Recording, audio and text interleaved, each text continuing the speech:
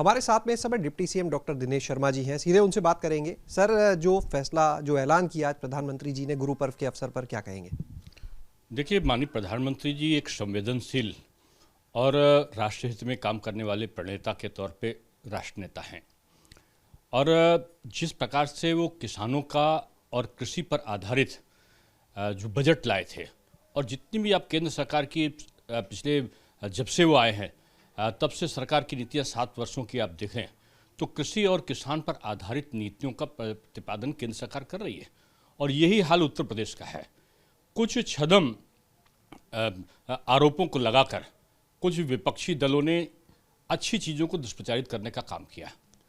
लेकिन आप देखें कि उत्तर प्रदेश में भी और केंद्र में भी किसानों की आमदनी को लगातार बढ़ाने के लिए काम चल रहा है।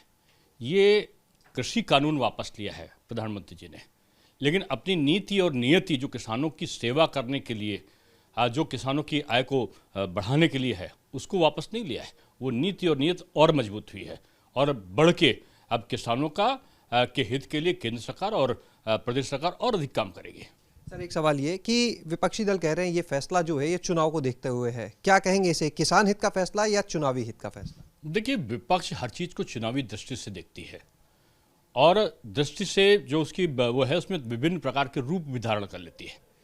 और किसी चीज़ को दुष्प्रचारित करने के लिए वो कोई भी कसर छोड़ती नहीं है। और मैं समझता हूँ कि उसमें विकास के नाम पर कोई वो मुद्दा उनके पास में है नहीं, किसी और चीज़ के आधार पर उनके पास मुद्दा है नहीं, कानून के आधार पर, शिक्षा के आधार पर, स्वास्थ्य के आधार पर कोई आरोप है नहीं। इसलिए विपक्ष मुद्दा विहीन होकर अनर्गल आरोपों के आधार पर चुनाव के मैदान में आना चाहता है। उसकी इच्छा पूरी नहीं होगी।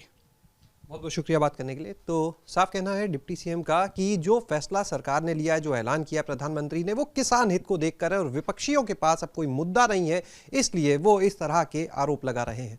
कैमरा सहयोगी वीरेंद्र के साथ शैलेश अरोरा, एबीपी गंगा, लखनऊ।